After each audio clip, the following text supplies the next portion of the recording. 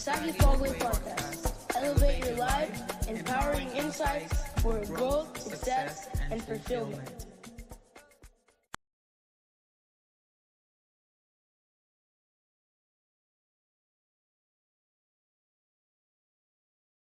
Here today, another show, another great one.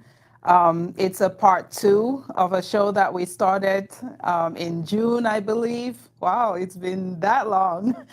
We started in June and we ran out of time because it was such an interesting topic and people were so excited about it that we had to suspend you a little bit, give you a cliffhanger. And now I'm bringing that person back because it's been a popular demand. A lot of viewers enjoyed that show. There have been reels going around with little excerpts from that show, and we thought that it would be necessary to continue that conversation. So I'm not going to delay any further. I'm going to bring in my good friend, brother. I mean, he's a community person. He's a motivational speaker. He's a father. He's a husband. He's your next door neighbor. He's that person down the street who just puts a smile on your face when you see him. He just radiates joy, happiness, positivity. And he's here to share a little bit of that with us today.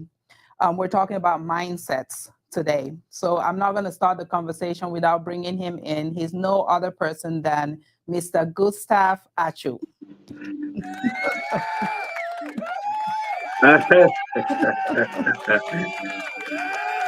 Welcome, my Awesome, brother. awesome.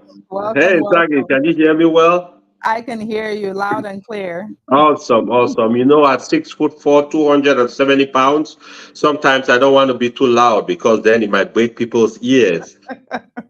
No, you sound great. You sound great. Hi. Yeah.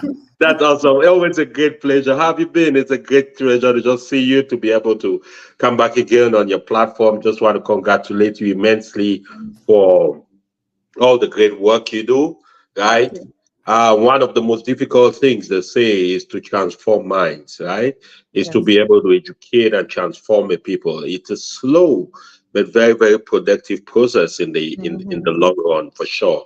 And when Yes. I look at what you do, what I look what your platform does, what other community platforms do, just trying to give us a chance to be able to not only live our best lives, but also be able to take advantage of the time we live in today. Hmm. I mean, I cannot just help but congratulate you and let you Thank know that you. I'm a big fan of yours, right? Thank you so I much. watch your shows all the time, and I feel this great privilege just being on the show today.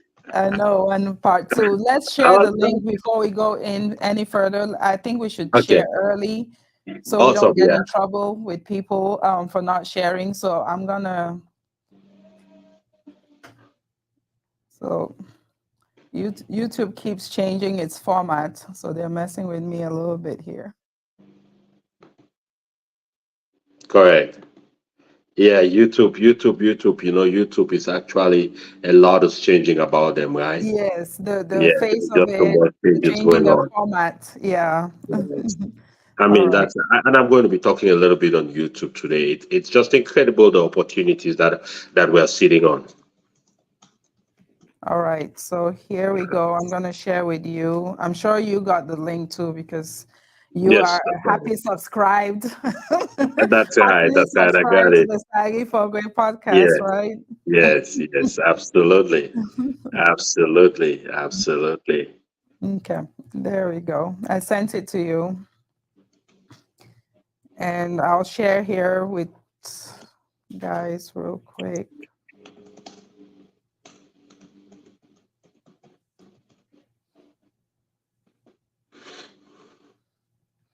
It's going to be a good one, guys. So if you're just joining us, we're here with Mr. Gustav Achu. If you haven't heard him speak before, please grab a seat, get a notebook or a recorder, and make sure you don't miss this conversation.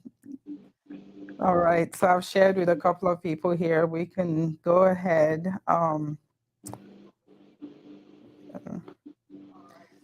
All right. let's get into this. I'm excited about part two. We started talking about the American dream in June, and then we kind of, went into the conversation of mindsets, but we didn't really focus on that as a topic.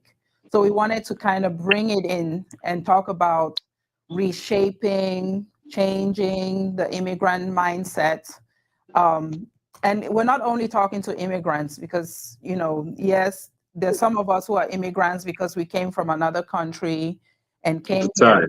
But then if you look at the majority of the United States, or, we came from somewhere. You came from somewhere. Absolutely. Here. So I don't want anybody getting offended or feeling like this is just a conversation for immigrants. But then again, in one way or another, we all are. So before we go into it, I know not everybody knows you, Gustav. So for those who haven't watched the first episode in June, just introduce yourself to the world. Let people know who Gustav is, where you're coming from, what you're about, your background. Just give us a brief summary about who Gustav is. Awesome. Again, so it's a great pleasure, Saaghe. Thank you for having me on the platform.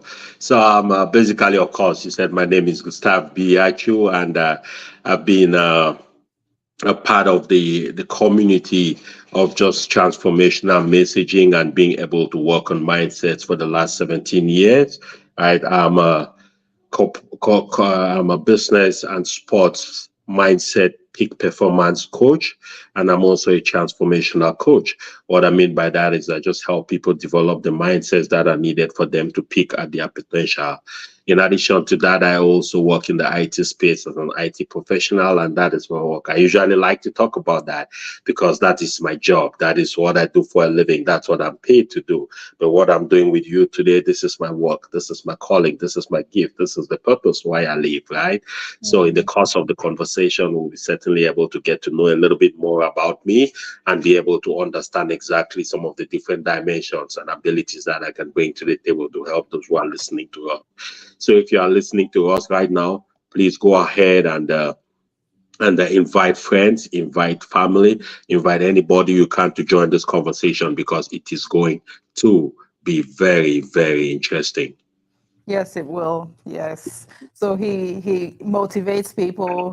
He encourages people. He coaches. No doubt he's the expert that needs to come talk to us about mindsets, right?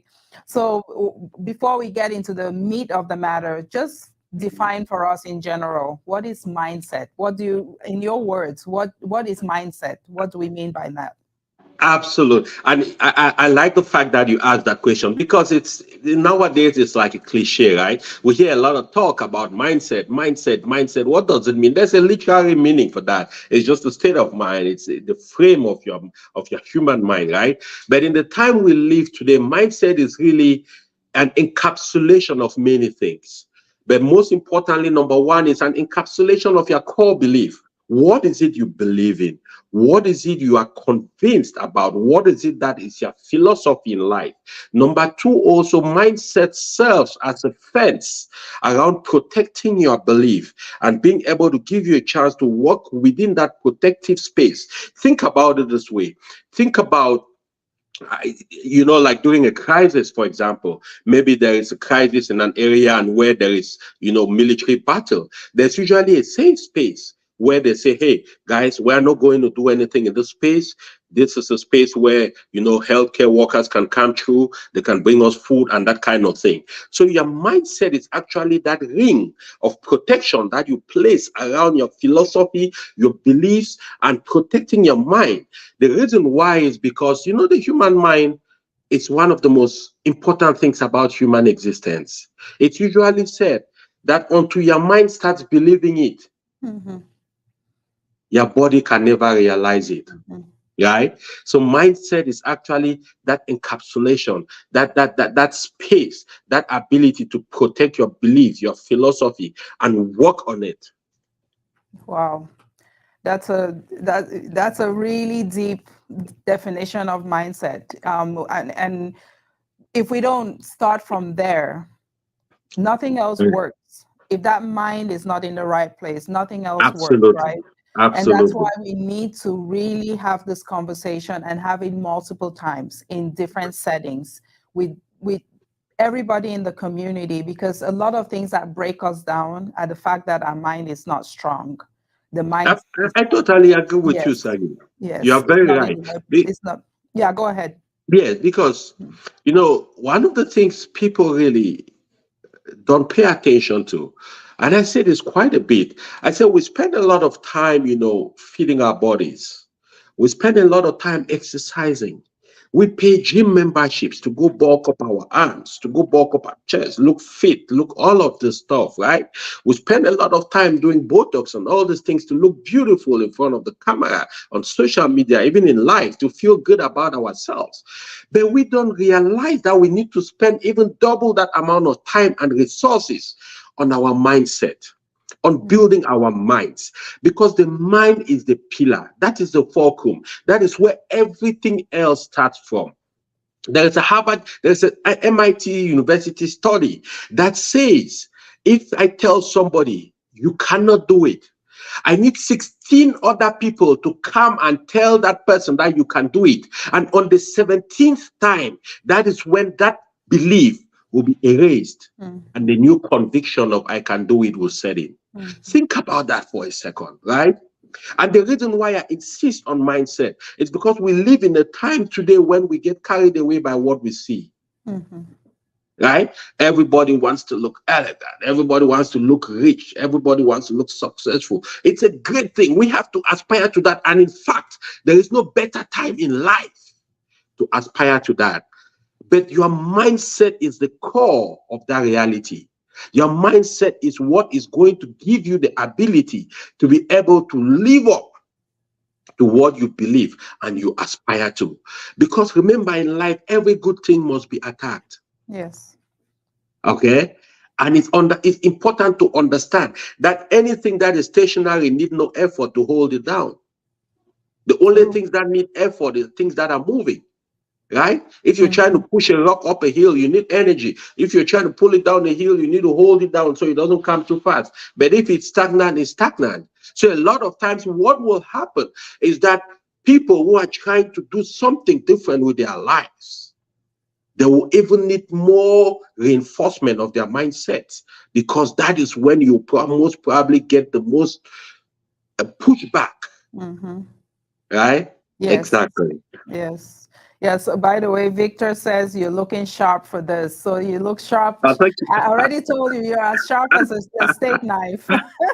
thank you, thank you, thank So you. somebody agrees Uh-huh. with me. You look as sharp Thank as a steak you, knife, thank you, thank So you. you can't be I talking appreciate about that. mindset and then you're looking all shabby, You have to look good, look the I part. would- Thank you so So much. yeah, Thank you, so in the Saji. intro, I kind of talked about who an immigrant is, but in Mm-hmm. your in your words, you and I came from somewhere else. Just tell us who an immigrant is, what we're about, what immigrants are about before we go into the conversation Mm-hmm. about mindsets Mm-hmm. related to that or reshaping mindsets. Just tell us who an immigrant is. Just yeah, just Absolutely. I to mean, give of some course, the natural. direction.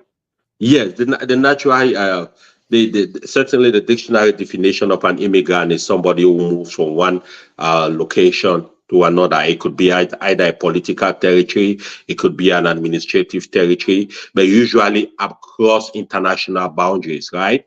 So for you and me sitting here, we're sitting in a country really primarily made up of immigrants from different parts of the world, right? And in this context, especially in the context of nowadays, immigration is more common because people move from one part of the world to different parts of the world. It could be the US, it could be Canada, it could be Europe, it could be different parts of the world, right? And what is Mhm. driving that the most, of course, is the search for opportunities for people to express themselves, to be able to live their dreams, to live their realities, and to be able to live their potential. So, in the context of where we are, an immigrant, of course, is somebody who moved to America from a different part of the world. Yeah, I agree with that. And of course, we're looking for freedom. And again, if Yeah. we're imprisoned by our minds, that freedom will not be there. If your mind is stagnant, like you said, it's not moving, you're not improving on it, you're not developing your mind, you're stagnant. So from your own experience, speak to people who are newly arrived in the US or in another country. Speak to people like that who, at some point, some 20 plus years ago, you were that person. Absolutely. I was that person, right? And I wish Absolutely. somebody had spoken to me and told me some things that would have changed my perspective, changed my direction, changed my path. So speak to people like that who are newly arrived. Absolutely. And I think you touch on a very good point right there, Saaghe, because the beginning is usually a big defining moment. The reason I say so is because, as we all know, there's usually the cliche that whoever picks you from the airport determines your future. People say that a lot, but I don't believe that is true. You can change the path and the trajectory of your life. The reason why that happens in a lot of cases is because we tend to become a little bit nonchalant. We tend to become a little bit lazy. And what do I mean by that? Of course, coming into a new country can be very intimidating. I remember when I landed in Minneapolis in 2000. We came from Douala, flew into Switzerland, Zurich Airport. I thought that was the biggest airport I've ever seen in my life.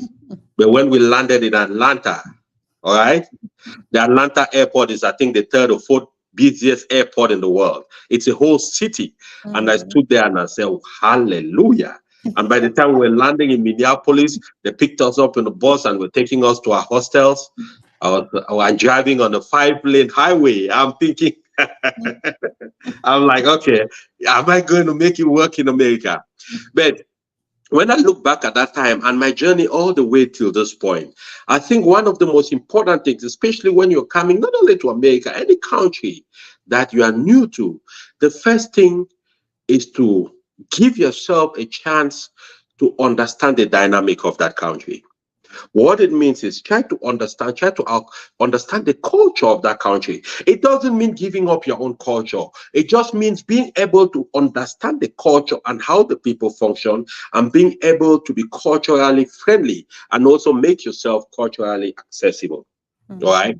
Now, the second thing, which I think is very important, be curious, talk to people. You see, one of the things I realize as I get along in my life today is that most of the things I've learned and gotten came from people I met and just talked to them and ideas started flowing. All right. And the reason why it's important to talk to people is because what you would be experiencing, most likely somebody else has experienced that. There's really not much that a human being can experience in a new country that somebody else hasn't. One of the advantages we have today is that we have the internet. We have platforms like this, which can amplify that message. So in a way, for people even coming into different countries today, they don't really even need to talk to individuals per se. They can just listen to programs like this. They can listen to shows like this. They can follow teachers on social media, on YouTube, who have gone through and are teaching people about those things. Now, one of the things people need to realize, and it's important to understand, Saaghe, is this is the greatest time humanity has ever seen, especially in the world where we live. Listen, I am presently, just to tell you how important it is to also continuously learn and continue to elevate yourself, no matter where you are, what country you come in. It's because we have access today to information like never before in the world. And free. And free, Saaghe. It's incredible to me, right? I am presently, believe you me, I am presently taking a course on how to be successful on the YouTube platform. Oh, wow. Yes. I paid somebody $4,000 to join a class. Let me tell you this thing. You know the interesting part? That guy has 1,500 people in that class. Do the math and tell me how much it's making. 4,000 by 1,500. Good. It's going to be a 4-month class. Wow. You know all he's doing? This guy joined YouTube in 2007, so he's accumulated his experience over many years, and he's teaching people how to be successful on YouTube. And I realized that for me to be successful on that platform, which is the platform I want to use for the rest of my career, I have to humble myself and go learn from the people who know. Do I make Wow. sense? So one of the most important things for anybody moving into another country after starting to acculturalize is also at every point in time, source a mentor. Find a Yes. mentor. Yes. Find somebody who can help guide you. And when I say this, a mentor does not only have to come from your community. Exactly. Yeah. Okay? Yeah, a mentor should actually, even if you have a mentor from your community, that is great. But also find a mentor from the culture of the country where you are in. Because they'll be able to show you things from the perspective of their own view on Yes. those things, which you will not be able to see if you just stayed only within the culture of where you come from. Very I true. joke a lot sometimes about this when I go to Maryland to visit my friends, and this is in no way trying to downgrade nobody, but I'm just saying sometimes I joke. I say there are people in Maryland who've never ordered dinner from a regular menu. They've just really never been to a regular restaurant, right? Because we have so many Cambodian restaurants, so many, African restaurants. cultural restaurants where you can just walk in. Oh, mommy, give me my fufu. Oh, give me this, right? I mean, nothing wrong with that. I just give an Yes. example, right? Yes. So what I'm saying is that it's important to get a mentor, to find somebody who can guide you in anything you want to do, right? The other important thing is start doing something. A lot of times, and this is assuming that you've come in, you got your papers regularized. We all understand all those Yes. difficulties. So I'm talking about the situation where you are good to go. Okay? Start doing something. And when I mean by start doing something, is meaning a lot of people end up with paralysis, which means they spend too much time planning and never executing Analyzing. and analyzing. Okay, Yeah. I can always tell you, Saaghe, that a plan that executed and failed is always going to be better than a perfect plan that never was executed. Because at the end of the day, it only happens when the tire hits the road. So you must start. Most people most immigrants in different countries who are successful, right? Who people look up to like they're successful, they started somewhere. Yes. For example, my own journey. When I came to America, as a nursing assistant. I was working in a nursing home, taking care of older adults, providing intimate care to them, providing food, and all those different things, right? I moved from there. I went to school, became a licensed practical nurse. A licensed practical nurse gave me a chance to be able to make a little bit more money and be able to also find time to think, right? Yes. I worked as a practical nurse, raised some money. I went down to the University of California in Berkeley, and I did a graduate program in marketing and international business.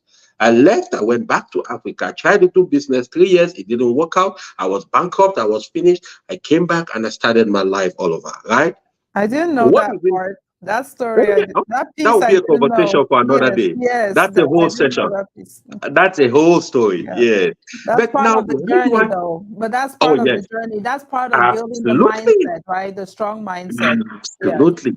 yes. Absolutely. Why do I recount these simple steps? I recount them because at the end of the day, you have to start somewhere, right?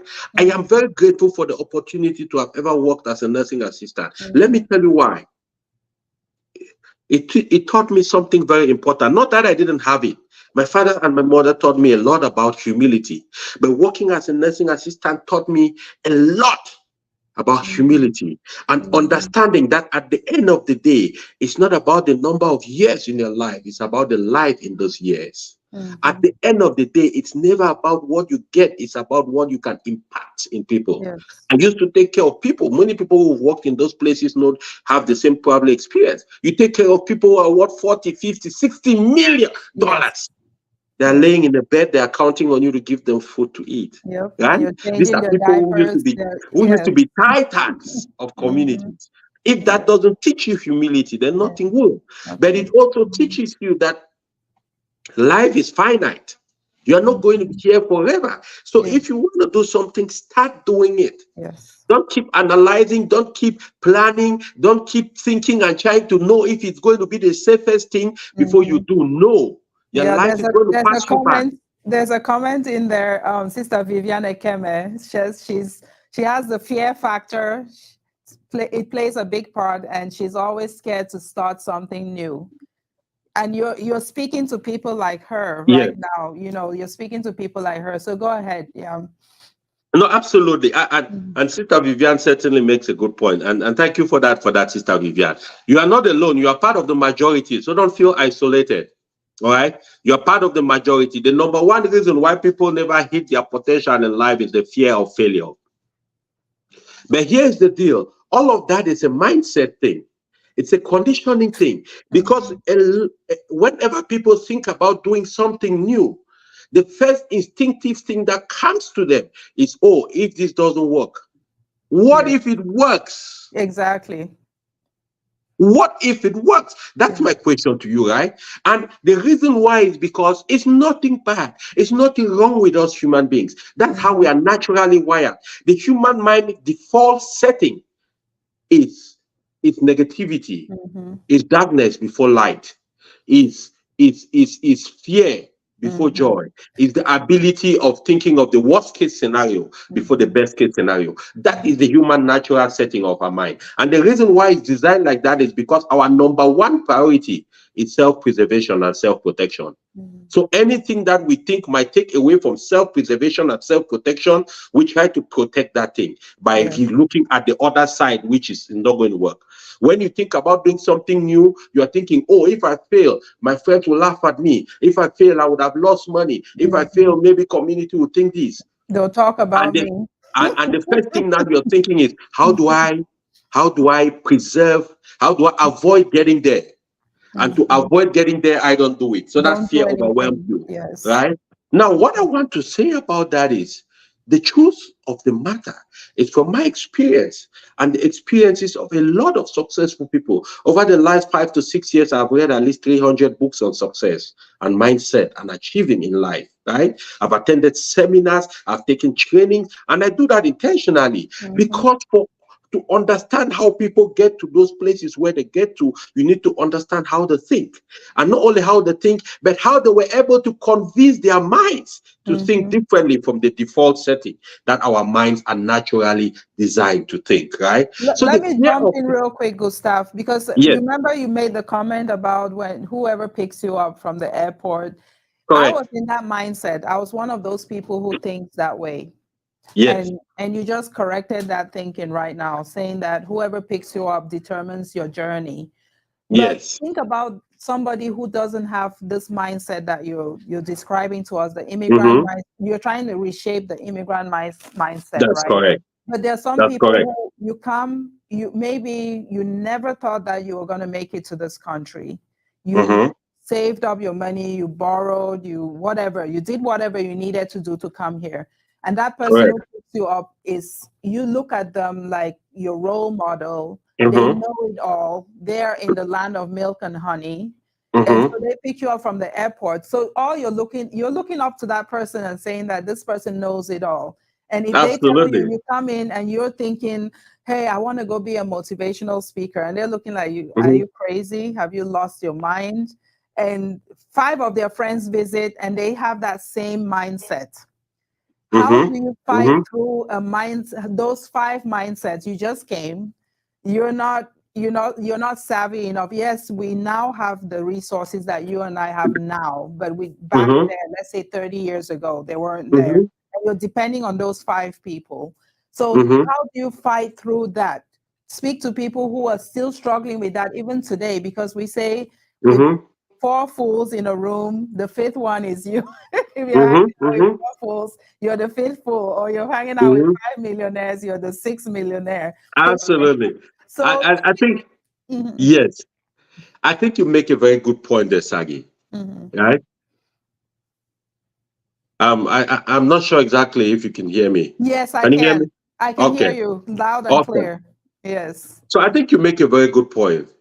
It's important to also understand that it is a journey. right? It Yes. is a journey.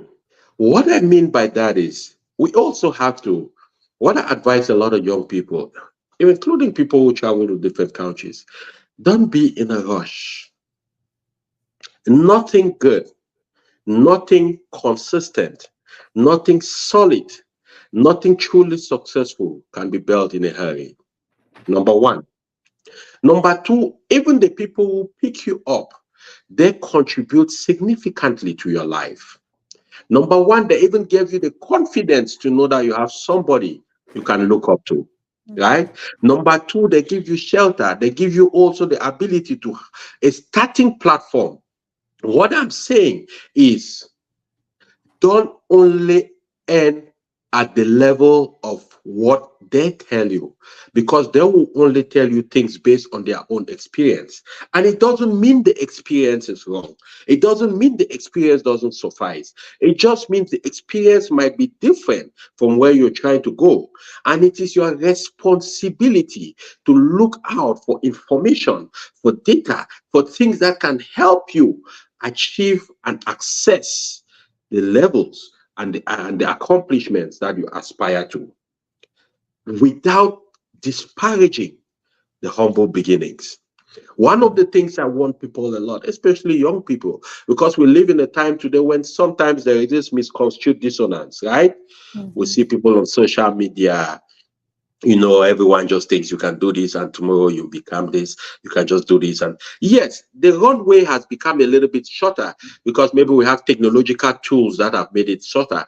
But the fundamentals of building something solid, something long lasting will never change. Number one, honesty, for example. Yes. Number two, customer service. Customer service means providing more than what you are paid to do, right?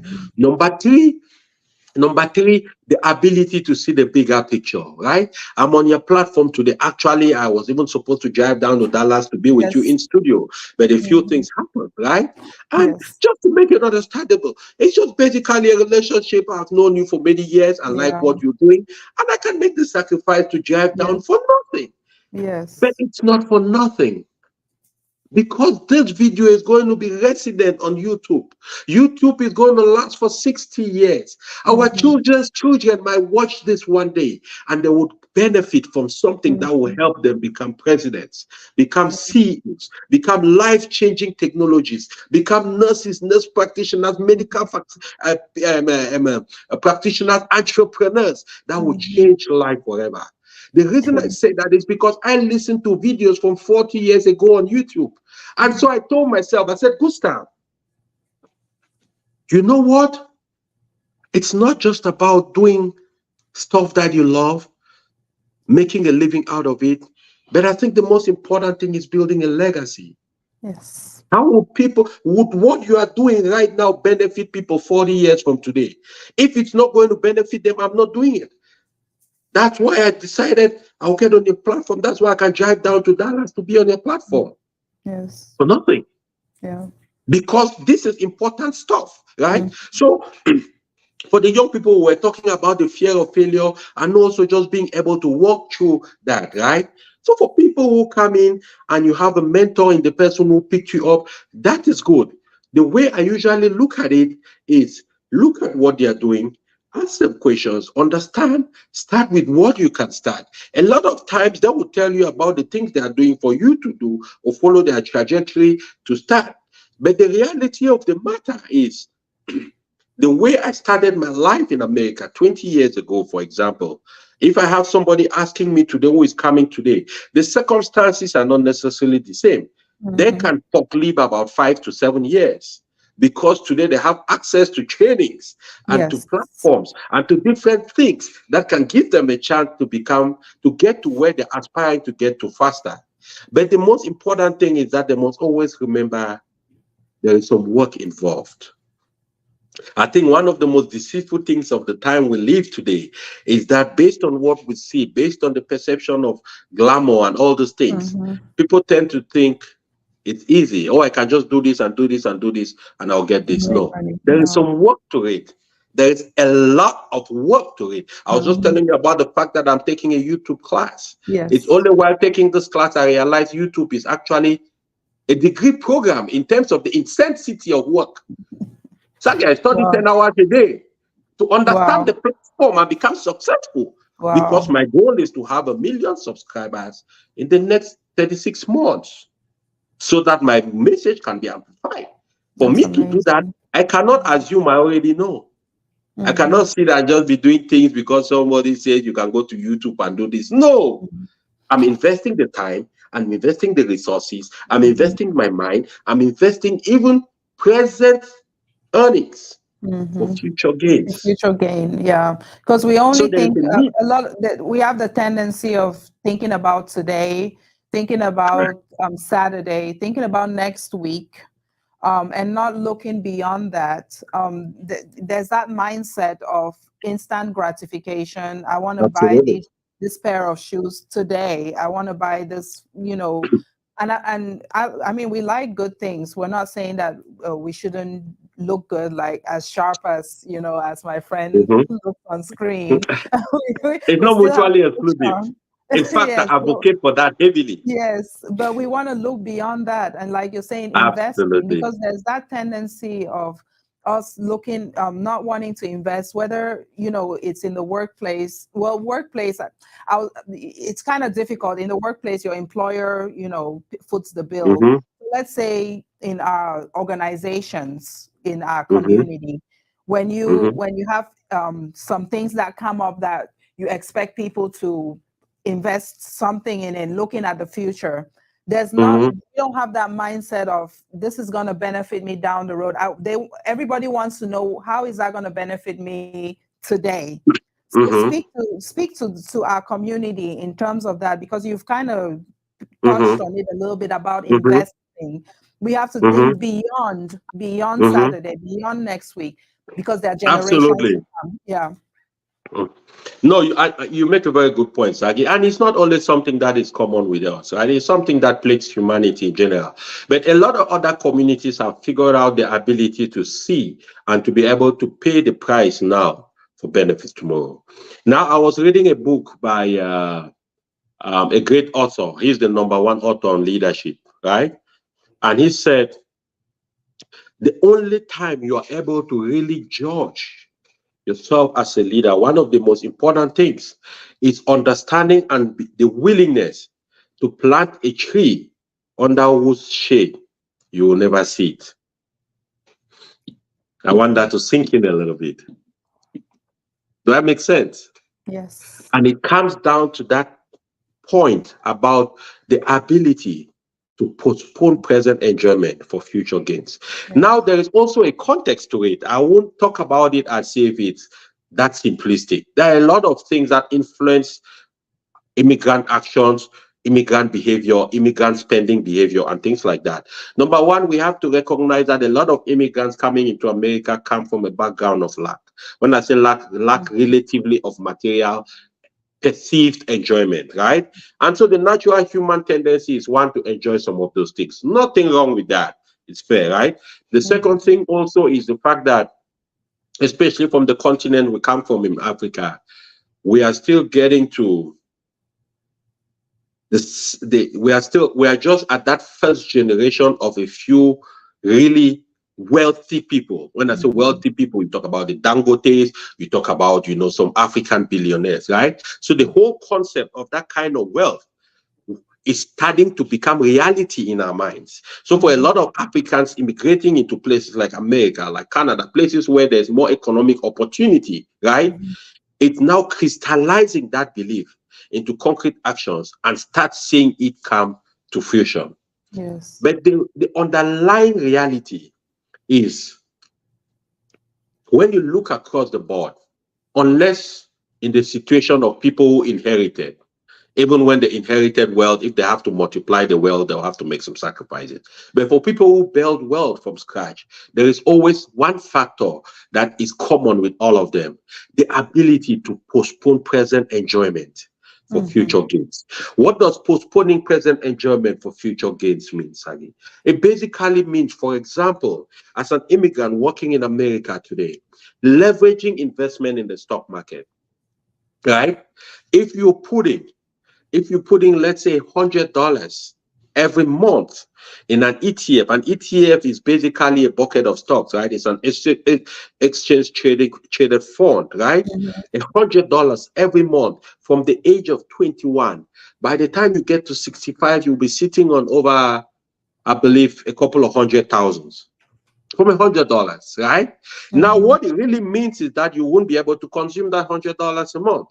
Yeah. You won't be able to use it to buy something nice which you might have wanted, right? So think about now, if you amplify that, that even becomes more significant.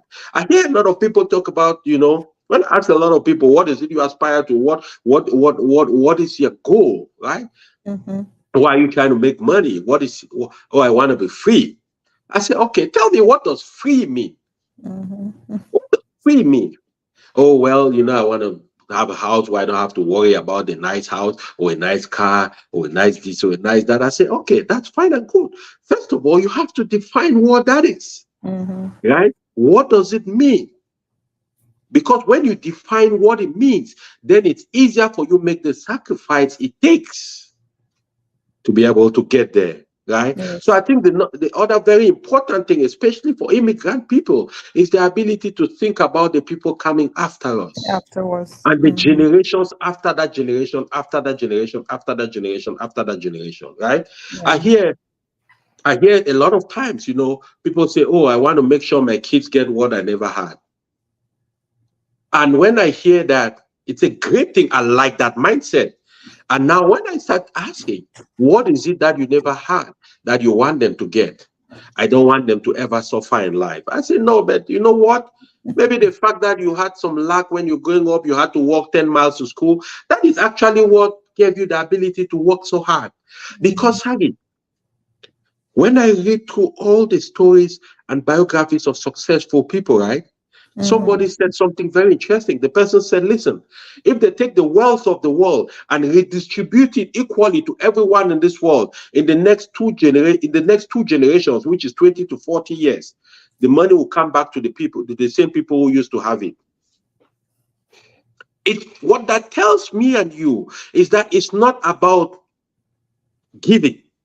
It's about having the mindset to utilize resources to multiply it. It's not about the resources, it's about your resourcefulness. Okay? Yes. That's why a lot of times you would have situations where successful people rise, they die, and their children cannot continue with the world. The legacy. Why is it that case? It tells you that it's not about the resources, it's about resourcefulness. So and what the smart people also do? Let me cut you a little bit there. It's also about the ability, the capacity, being ready for the capacity of growth. Building. Yes, because you are correct. I was getting to that. Yes, you might have the wealth, you might have the path to it. You might be praying every day, because we Africans, we love to pray. We pray for wealth, we pray for growth, we pray for success, we pray for all the good things that come our way. And I'm a pastor's kid, so I'm not discounting prayer. But what it is our minds ready for that growth for whatever is handed to you. When that hand is given to you, are you ready for it? Are you able to keep up with it? And before you answer that, Sister Vivian again says, she says, I beg, time waits for no one. Enjoy if you can, because you may not make it to the time to enjoy. So respond to her, and then we'll come to the capacity. Absolutely. And Sister Vivian is very right. It's a balance. I will never sit here and tell somebody, hey, don't enjoy your life. No. It's a balance, right? But while you are doing the balance, what I'm advocating for is, first of all, to clarify what enjoyment means. Because one of the things which is very glaring to me as I go around, not only in our communities, in a lot of other communities, I interact in a lot of other communities. They invite me. Last week, I was at an Indian community. I was in different communities. One of the things that I noticed is a lot of times people don't really define what enjoyment is for them. People define enjoyment based on what they perceive enjoyment to be for somebody else. So to me personally, I advocate very strongly that people first of all define what enjoyment means. What is enjoyment? I have a friend of mine who is in Dallas, right? He acquired a big piece of land, a farmland, about 35 acres. He plants vegetables, he does some chicken. Man, that guy is in the greatest time of his life. He has defined very clearly what amounts to enjoyment to him. Right? So I advise people a lot, I advocate a lot for people to spend some time thinking, because Sister Vivian is right. Yes, it's important to enjoy life. And enjoying life requires what? At least from my perspective, I am very intentional about the things that truly mean and make me content and fulfilled. And I won't hesitate investing in those things. The things that don't make me content and fulfilled, I won't hesitate cutting costs of those things. That is the kind of mindset I'm talking about. But by every means, it's important to smell the roses as you get along. It's very important. Thank you for that brilliant one, Sister Vivian. But also understanding that there will be sacrifice to get to make sure it's churches for years to come. Yeah, we were talking about capacity, like the capacity, being ready for the wealth that is handed to us. So speak again to us, to our community, about preparing for that capacity, right? Or preparing for the wealth that is given to us, or the growth. No, even the one that we generate. Yes. Let me tell you something, Saaghe. And this is something that is really important, right? Because we have gotten now to the immigrant population, especially, I will talk about America because I mastered the place, right? The immigrant population in America has gotten to that point where we are starting to see the first generation of millionaires in dollars. I'm talking about African-born immigrants who were born in Africa, came to America maybe in their 20s, in their 30s. They work their way through school, entrepreneurship, use the skill they have, leverage some kind of gift they have, and they are millionaires today, legitimately, honestly, and progressively. Cash millionaires. So what that means is we should, as a people, start getting our minds to believe that we deserve a piece of the American dream cake. You see, one of the things that limits us a lot is we come with a mindset of very low expectation. Because we have very low expectation, having a 4-bedroom, 2,500 square feet home just becomes a great achievement. But it is an achievement, don't get me wrong. But that same person doesn't realize that maybe if they spent a little bit of time reading some books in the interest of what they like, they will find themselves excelling at something which is a gift that they have, which is unique. Because I believe every human being has a unique gift. Every human being has a purpose, has something that they can execute at that level of excellence that nobody else can execute. One of the things that I believe happens with us, especially immigrant people, when they move to some of these countries like America, Australia, Europe, where it's economically a little bit vibrant, we become complacent. We become easily content. We become easily satisfied because we are comparing our present circumstance with where we came from, instead of comparing our present circumstance with what our potential is. Yes. Very true. I don't know if that makes sense. Yes. Because anytime you compare it with where you came from, it will always seem like you've achieved so much. But you are limiting your own self. Yes. You are rewiring your capability. You are limiting your capacity. You are underestimating what you can do. I'll give you an example, Saaghe. Listen, there's a young man I have been watching. I stumbled on his video many months ago, maybe like 4 or 5 months ago in Canada. I don't know how. He just came to my profile on YouTube, and they call him Choco Millionaire. He's a guy from Ghana, all right? And that's his name, Choco Millionaire. And he talks about, he just advises people, if you want to come study in Canada, if you want to immigrate to Canada, that kind of stuff. This is 4 months ago, Saaghe. He had about 17,000 subscribers. 4 months later, he has about 100,000 subscribers, averaging about 50,000 views. Okay. Now, let me say this, and let me say this very clearly, right? I am sure that there is nothing that indicated to him coming into Canada that he could build such capacity. based on the video I listened to when he was talking about his background and all of that good stuff, right? There's nothing that indicated that. But he took a stand, he made a decision, he acted upon it, and the rest of the universe came around to support that dream. Yeah. That's just a simple example, and it goes across the board. All I'm just trying to say is that let's not get complacent. Yes. We underestimate ourselves a lot. Africans underestimate themselves a lot. Let me tell you, listen to this statistic. 88% of African-born populations, 25 and older, report having a high school diploma, which is a GED.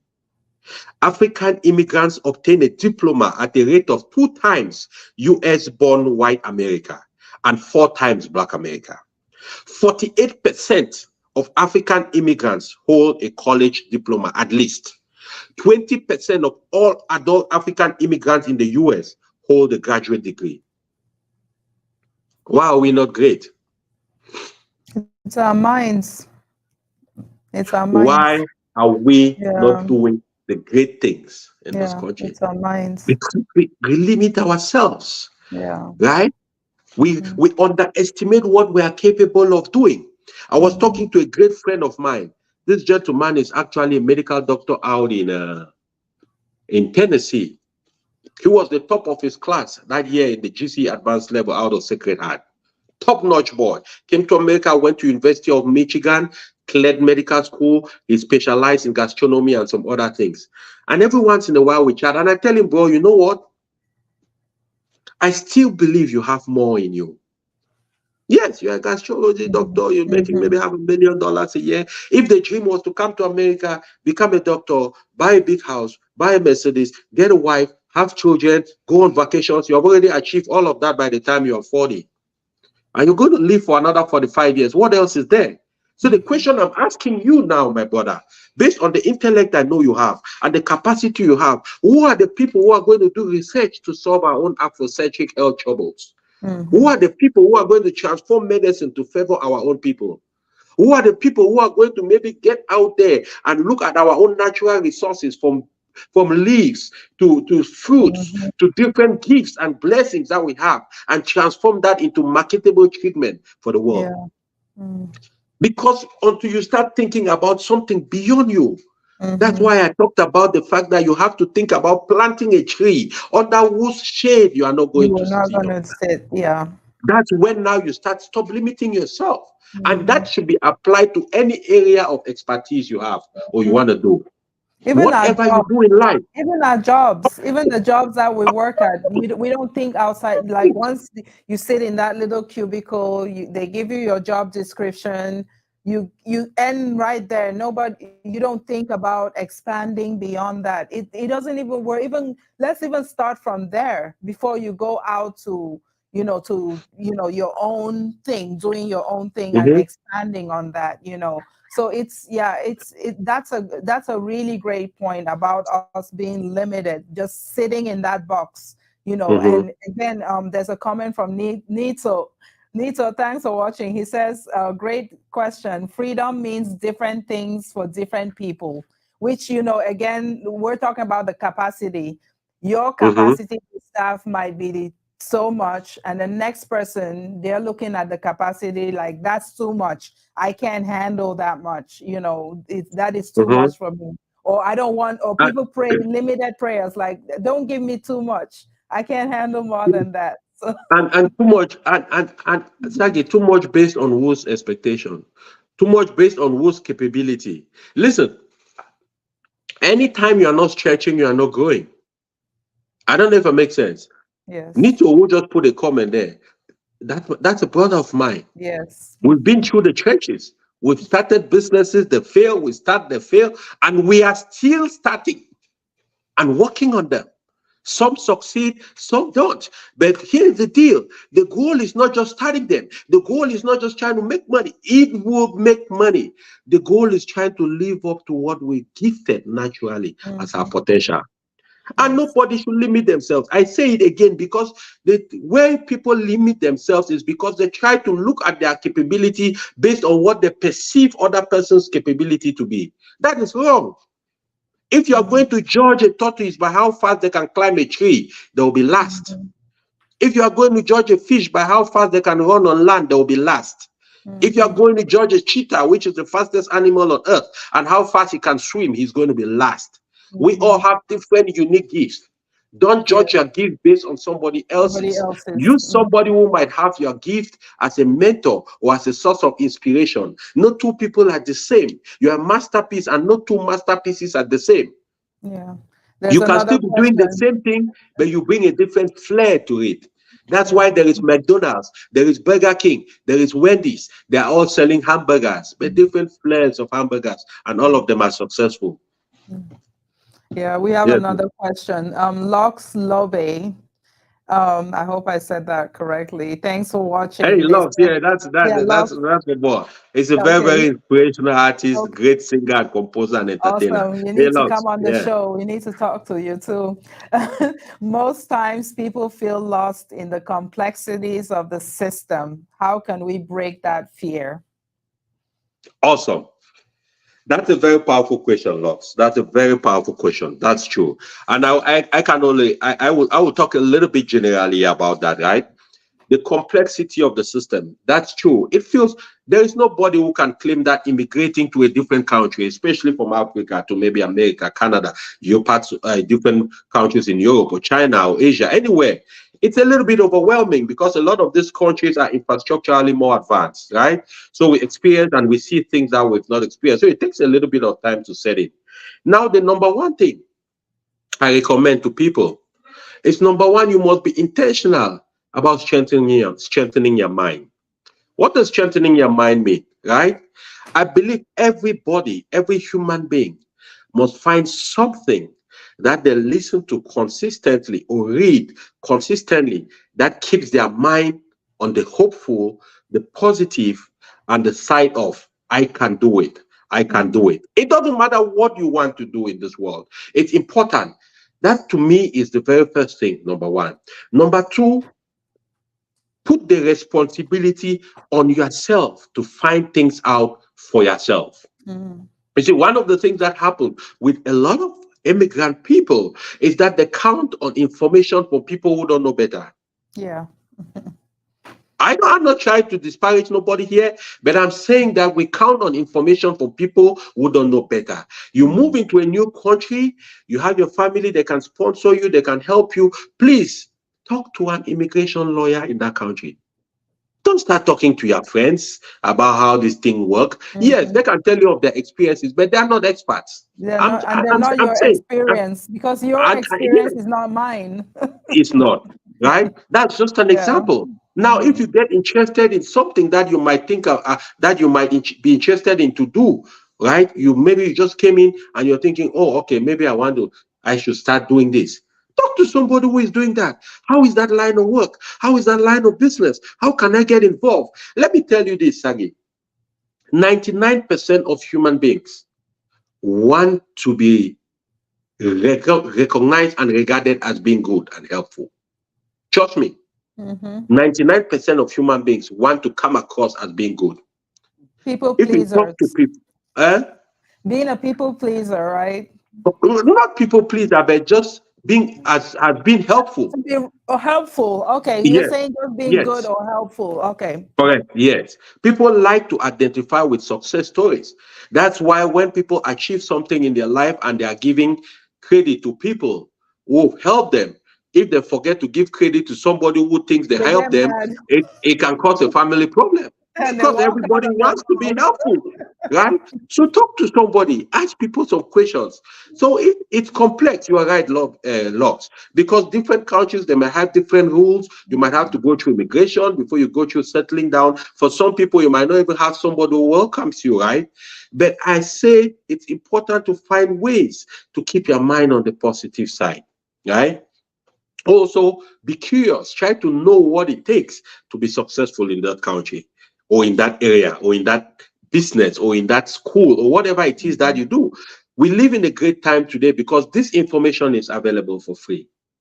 Don't forget, Saaghe. I come back to YouTube because YouTube is the greatest platform that humanity will ever see.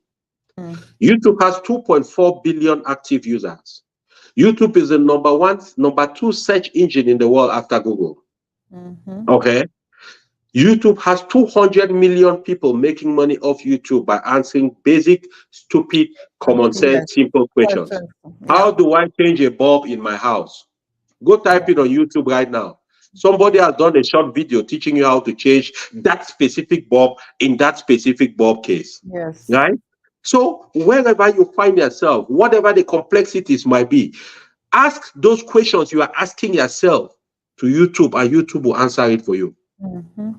What I just landed in Iran. What can I do to get African food? Ask it to YouTube now and see what it tells you. Or maybe ChatGPT.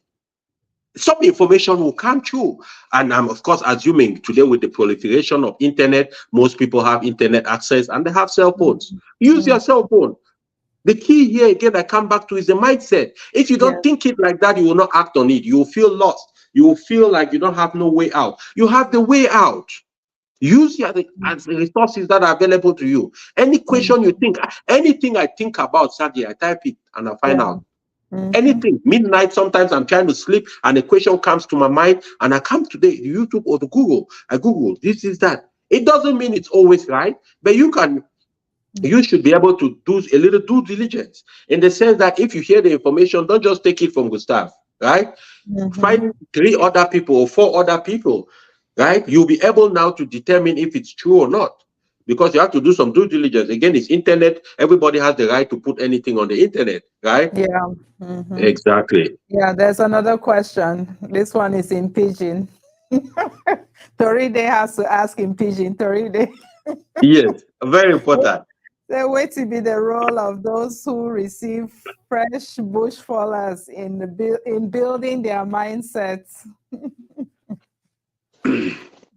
Awesome. I think that's a brilliant question, Toride. Brilliant question. Very brilliant, because just like I said earlier, the people who receive fresh bush fallers are the number one voice in their ears and the number one influence in their lives. Those people have a big role to play. They are already playing a big role by even receiving them, right? The other role, which I think is important for them to play, is to be transparent with them. Transparent means being able to help guide them with your experiences, but not as they do it or go all for it. I don't know if it makes sense. The other important role they have to play also is being able to help these people see the country they are coming in, not from the ability of what is possible, of what exists at that time, but for what is possible in the long term. And the reason why is because, yes, the person receiving you to your new country, right? They have different experiences they've lived through. A lot of times they'll talk to you about the experiences and their different challenges. But there too, if they haven't also elevated their mindset, if they haven't also opened up their minds a little bit and put in information in their minds that helps to foster the concept of abundance, it will be hard for them to transfer what they don't have. Yes, very That's true. why continuous learning is a must for everyone, even those who are already in the situation where things are working or they think they're already successful and things like that. Continuous learning is a must. It's imperative. It's imperative. It's imperative. It's imperative. Because things are changing very fast. Studies are indicating that between 20 to 50% of the jobs that exist today will not exist in 20 years. Yeah. That's what studies are telling you and me. I'm sure 20 years ago, if somebody told me that Kodak will be dead and buried, nobody would think about Kodak camera, Kodak films, all of that stuff. None of us would have ever agreed that it will be the case. Today, nobody talks about Kodak because a simple cell phone. And that's all we knew for years. That's all we knew. A simple cell phone has 24 megapixel camera, 5 of them on Samsung, 4 of them on Apple phones. They take quality cinematic videos. Some of the videos you watch, some of the movies you watch were shot with iPhones and Samsungs. Nobody talks about Kodak again. Yeah. So my advice is, as long as you are in this time and this world, this time is going to reserve major success for the people who can rally their mindsets, be able to keep it strong, number one. People who can pivot, change direction. People who can reinvent themselves, and people who are ready to transform themselves. Amazing. And those are the key pillars of what I speak about all the time. Yeah. Mindset, pivoting, reinvention, and transformation. If you are not ready to do any of that, you'll most likely be left behind. I'm being serious. Yeah. 1 minute, because think about it for a second, right? The speed at which things are changing, the speed at which things are evolving. Even companies today, we used to hire people only based on experience and qualifications and all that stuff. Today they are requesting what? Skill and knowledge. If you have the skill and knowledge, you don't necessarily have the volume of qualification or the number of years of experience that can bypass those things and give you a chance to do it. Right? Yeah. And another important point is that today you have a plethora of different careers coming out of different careers, coming out as offshoots of different careers. Who would ever know that? Who would ever think that today one of the most important things in content production, which is what every business needs today. Businesses never used to have content departments. Today they have marketing departments, and then they have content departments, departments that generate content for their business. And now you also have individuals doing that. Who would have ever known that the most important piece of generating consistently good content is the ability to write compelling and persuasive scripts? Yeah. Yeah, So we have today, a couple more questions. More script questions. writers are being paid six-figure salaries to just write content for companies that they can put on their social media every day. That is persuasive. So I'm thinking about all my friends I went to with school who were good in literature, who were good in history, who could tell stories. This is your opportunity. You don't have to be in America. You could be in Ethiopia. You could be in Australia. You could be in Bamenda, wherever it is. Plug into the global ecosystem. I am sitting here. I need somebody to help me take my post and turn it into scripts, which I can use to record videos and stuff like that, because I don't have the time to do that. Do you have the skill? Have you developed the skill? Have you gone on YouTube and take free classes on how to write persuasive, psychologically warm, and engaging scripts for social media? Or you just use social media only to look at people, look at stuff. Oh, see that one, clothes no fine. See the way I be dressed fine. That one, this. Is that all you use it for? No. That is $1 billion business you have in your hand. Yeah. I was reading a study the other day, Saaghe. It says an average American spends 500 hours in their cars commuting to and back from work. Wow. 500 hours, Saaghe, in their car. Do you know that if you commute in your car every day, going to work 5 days a week, you listen to an ebook, right? An audio book.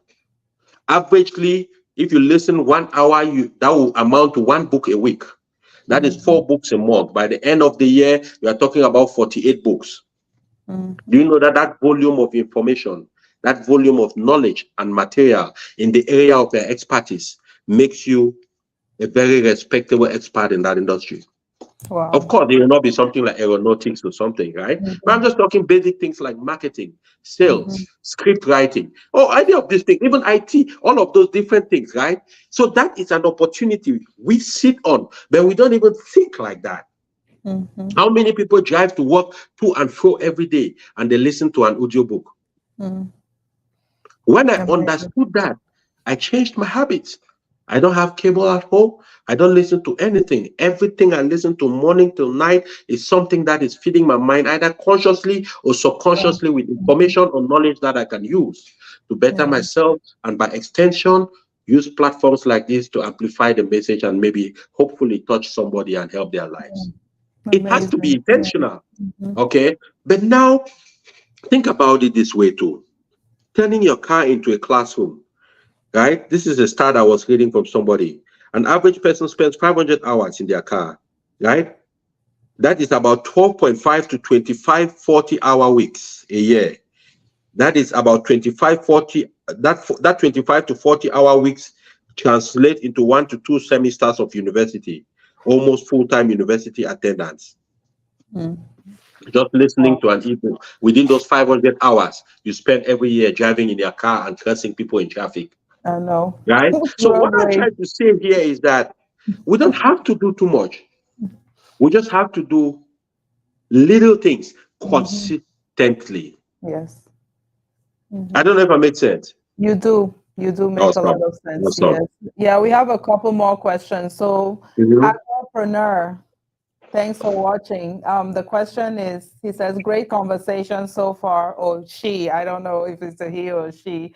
Are all immigration related tips strictly for those migrating from Africa to USA or the global north? Any advice for those doing reverse migration? So going backwards.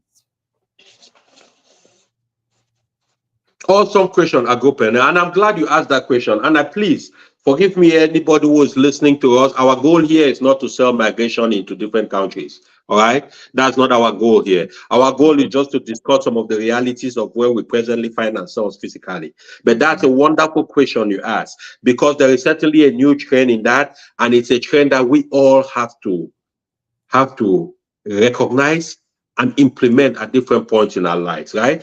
Because one of the things I noticed when I came to America is that the strongest and the most productive and successful immigrant communities in America always had their anchor in their original home of birth. All my friends I had in college who are Jewish boys, they always went back to Israel because they always knew that whatever you do in America, you have to invest something of significance to make Israel better.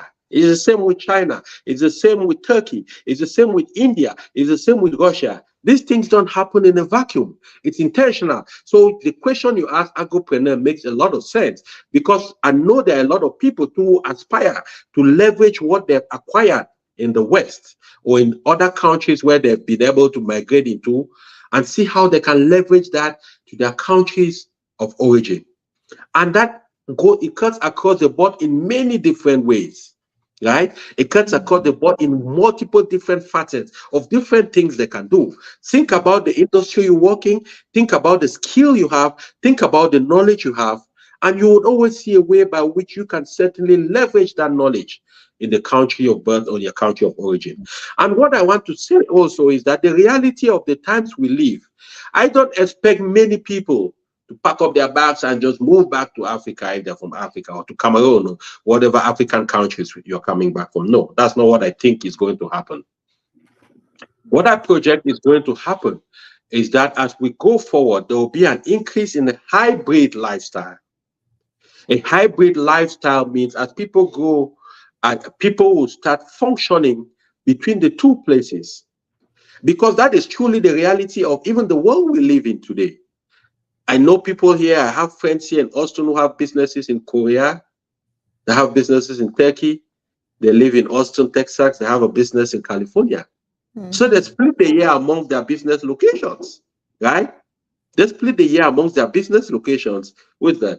They split the year amongst their business locations, and they go ahead and take care of business in all of these different places.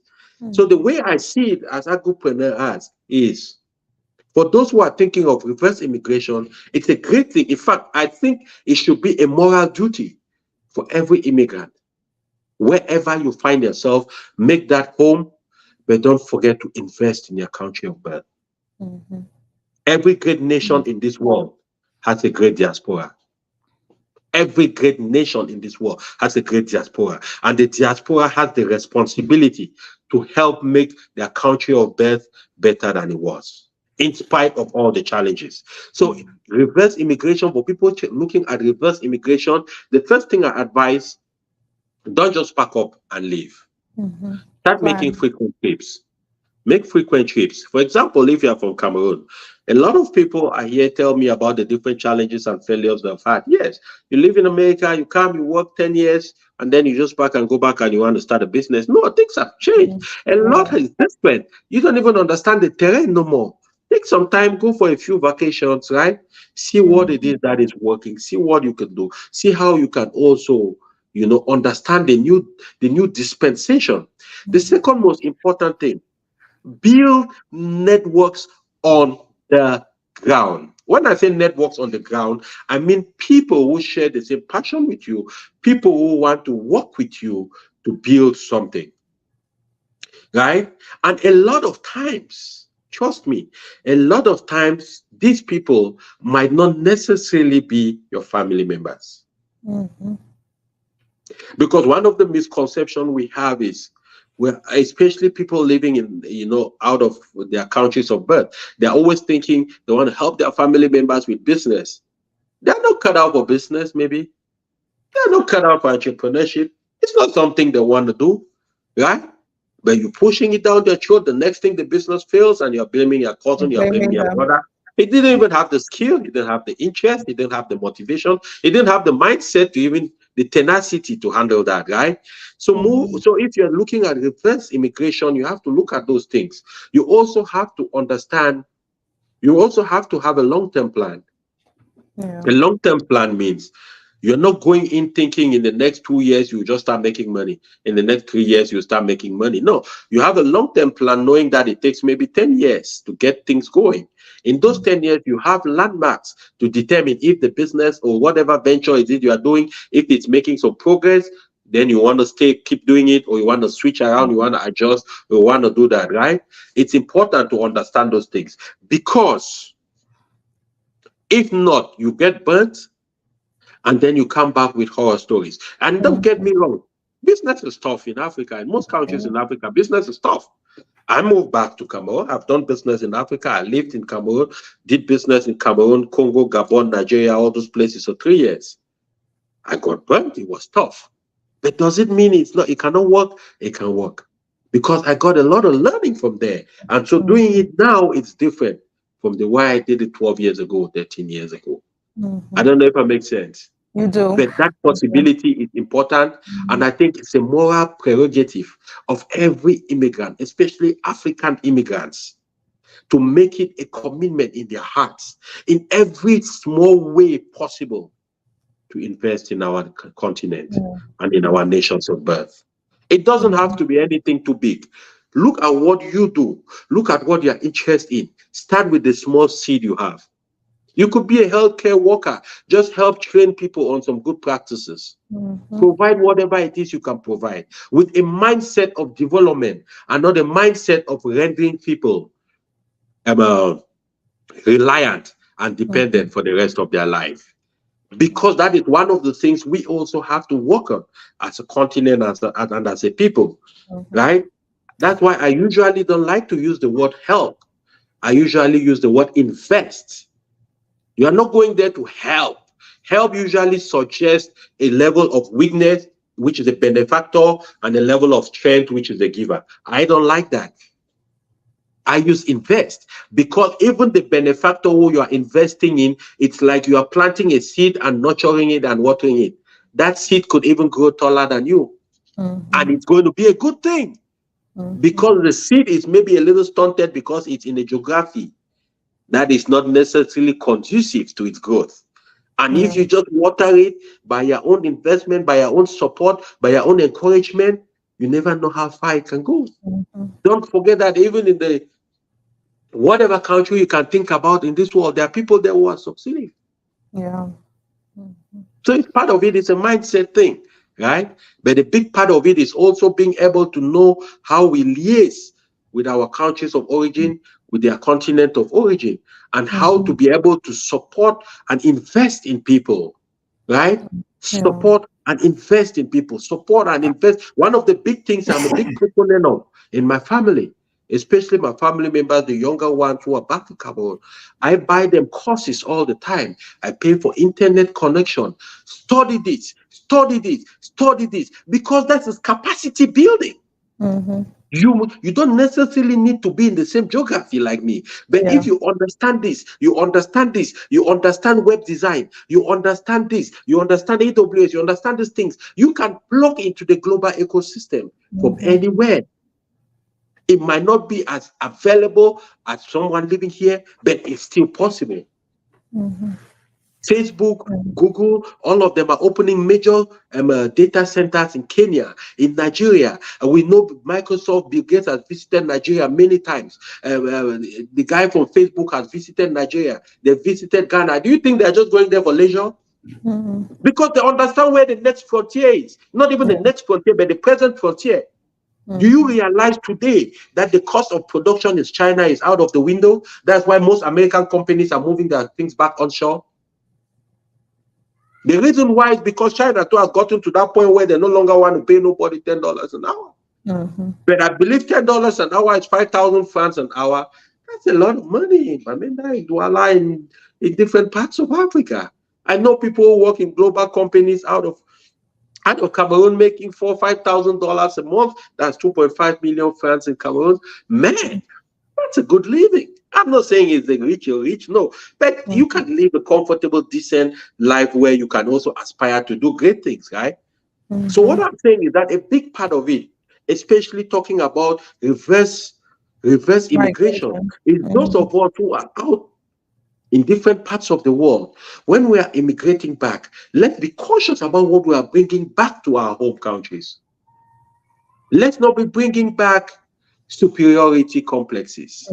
Let's not be bringing back I know better than you. Let's not be bringing back because I'm a healthcare worker in America, you who is a healthcare worker in Cameroon, you are inferior. No. I know situations a lot where, you know, people, maybe their parents are sick or something, right? And you know, the daughter or the son is here in the US, maybe it's a nurse practitioner. They call the doctor, they start screaming at the doctor, and then no, this guy is a medical doctor, for God's sake. He might not have the equipment of America, but it doesn't mean he doesn't have the knowledge of medicine. He can only work with the realities of his circumstances, right? Sometimes there is good reason to scream or whatever, but I'm just saying that, listen, as people trying to immigrate and support and invest in our continent and our nations, let's understand this human dynamic. Come back with knowledge.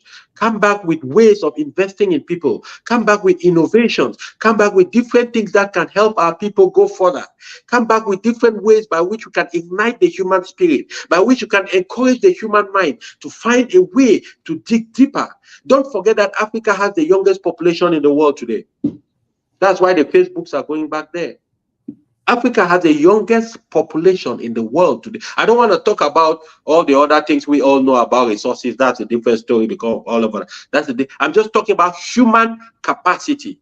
People see India today taking over the world. They've held the IT industry of the world and the science, technology, and STEM industry of the world in a chokehold. It's not only their population. Yes, the population helps. That's a 1.2 billion country, right? But the reason why they've held the world in a chokehold is that about 40 years ago, the leader at that time took a conscious decision to refocus the education of India towards science, technology, engineering, math, and information technology. It was a conscious effort because they looked at it and they said, hey, what is a product that we can export to the world and become very successful people? We'll export our skill set, we'll export our talent, right? And while exporting that talent, our people never get lost. They'll always find a way to come back and invest in India. And that's why the exchange has been working. So I'm also asking myself, when we are thinking about reverse immigration, what are some of the unique talents and skill sets that we have in our continent, right? That we can export to the world, that we can bring to the world, that we can develop for ourselves and export to the world, because it's easier to export today. I don't know if I'm making sense. Maybe you are somebody who spent the last 10, 15 years working as a customer service success manager for companies, think about opening a customer service center in Cameroon or in Ghana or in Kenya. When I call AT&T or whoever I call, people answer in the Philippines. And I know for a fact that Philippines is no better than Cameroon or it's not better than Ghana. I know that. I see it. I see videos about the country. I'm not disparaging no country. I'm just saying that we underestimate ourselves. right? So what is the unique skill you have? What is the experience you have? What have you been working on all your life or in the last 10, 15 years in whatever country you are?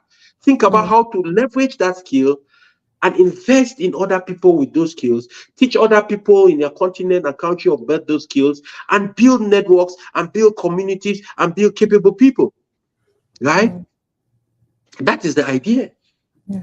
So thank you for Wow. that question. Wow.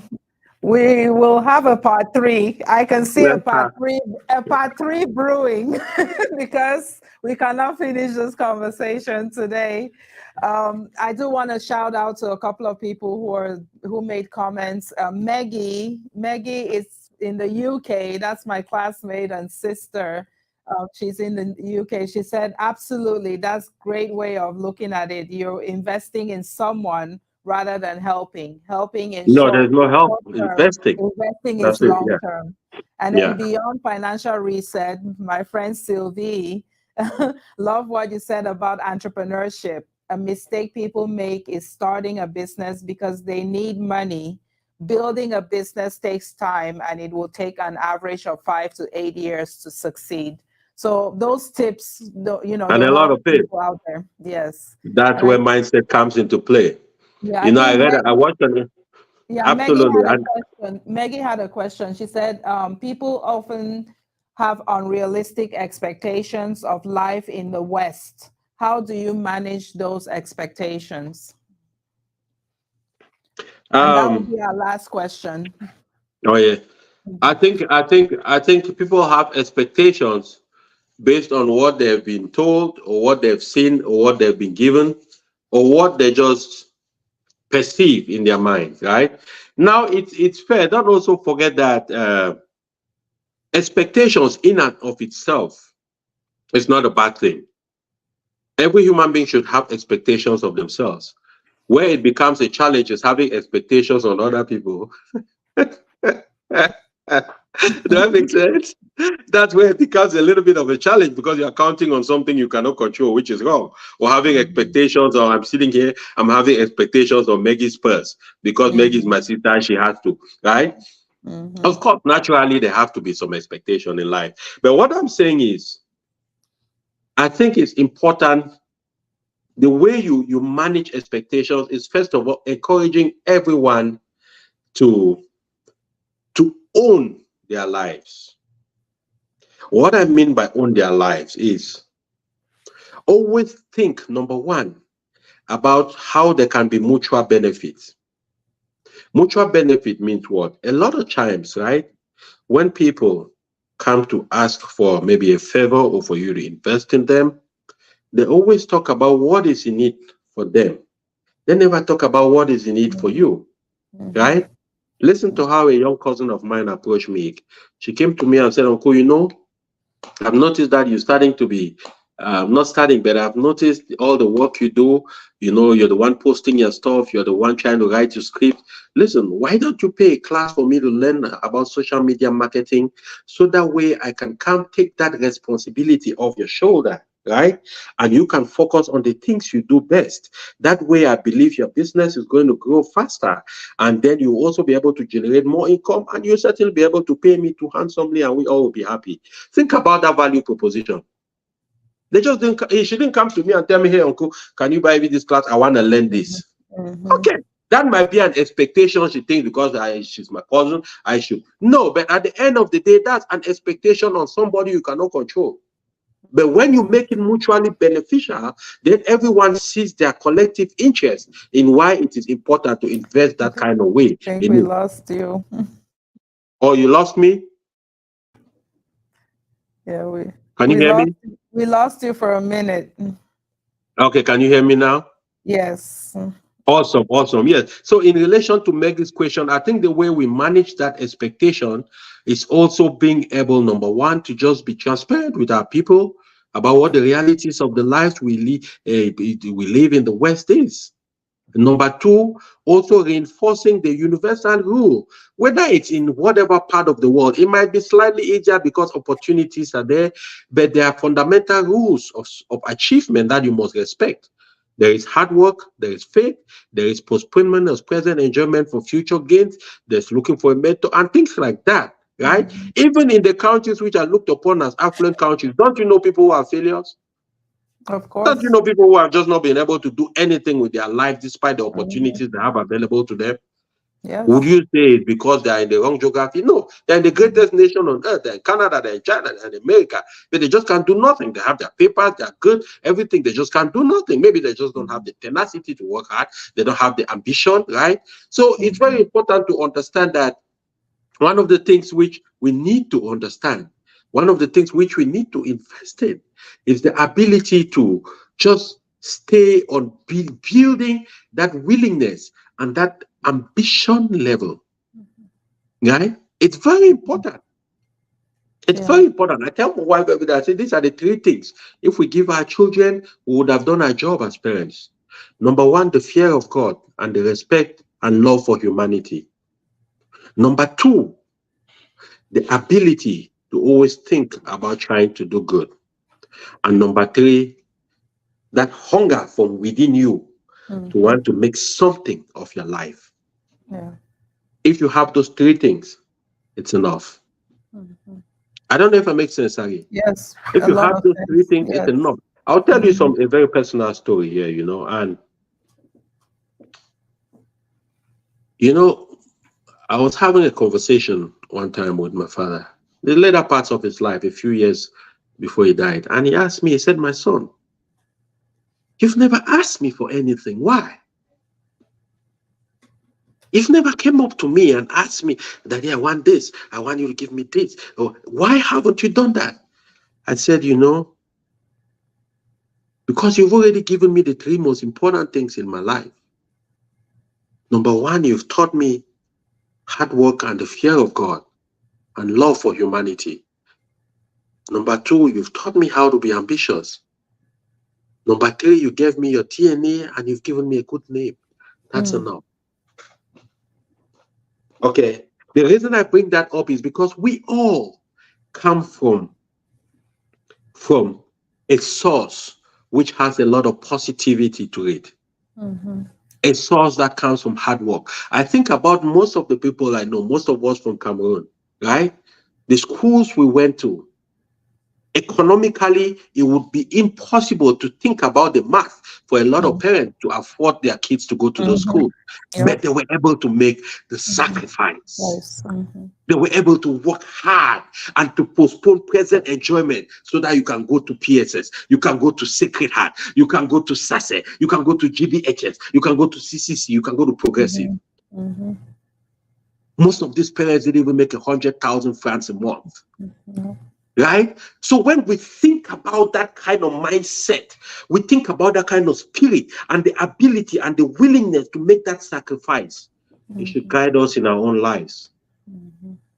It should tell us a story about the need to plant trees under whose shade we will never sit under.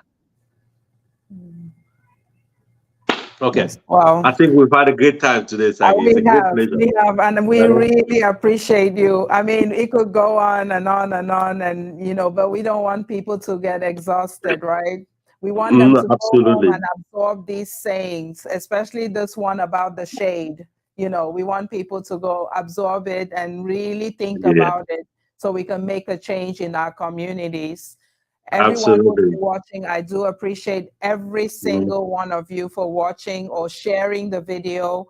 And before we go, make sure you subscribe to Gustav B Achu on YouTube. You are enough. If you see you are enough, you know that it's him. He's on Facebook, he's on YouTube, he's everywhere. Every day he's posting something that motivates you, something that will change your life, something that will change your direction, the way you're thinking, just the way he's speaking here today. That's all about him. That's him through and through. And there's no secret why I had to bring him on to talk about mindset, because he has a strong mindset and he's willing to share it with everybody. So Gustav, I appreciate you, my brother. Absolutely, Saaghe. Absolutely. Always a great pleasure. We'll do part Absolutely. three. Always a great pleasure. Thank you so much for having me on the platform, of course. And for everybody watching, certainly appreciate your time. Check me out on YouTube. Check me out on Facebook. Go ahead, subscribe to my channel. And that way, I usually put out videos once a week, long form videos on Fridays. I put out short videos every week, every day. And I also post something uplifting, something positive. I hope it makes a difference to somebody's life, right? So if you subscribe to the channel, you of course will get the information the first. And usually before I leave, I would like to leave you with something, and something I really want you to think about. And I want to go past your mind. I want to go past your mind and go straight into your heart. You see, when I come on the platform like Saaghe's, Tori Day and all these different platforms, my number one goal is to cause an emotional volcano in your spirit. I want to force you to stop using only your head and use what truly lies in the bottom of your heart as a dream, as something you really aspire to in your life. Because sometimes when you over process stuff with intelligence, you lose the why and you are worried about the how. The why is the most important thing. When you know the why, the how doesn't matter. So I would like you to understand this. I might not get a chance to ever meet you in person. I don't know where you were born. I don't know the circumstance of your upbringing up until this point. I don't know where your geographical location is in this world. I don't know the people and the messages that have been spoken into your ear, into your mind, and into your hearts, convincing you to believe that maybe you're not capable, that you are not intelligent, that you are not capable of achieving the things that you believe you are capable of. I want to remind you today that you are enough, that you are intelligent, that you're smart, that you deserve a piece of achieving what it is that you aspire for your life. That you are a masterpiece and no two masterpieces are ever made the same. So as you go out today, be well, be blessed, and never stop being a blessing to somebody. Until next time, it's time for me to go have some good salmon. Thank you, my brother. Yes, my daughter just Have a came good to one. tell me dinner is ready. It's ready. The salmon's ready. Yes. All right. It was a Bye, great guys. pleasure. Yes.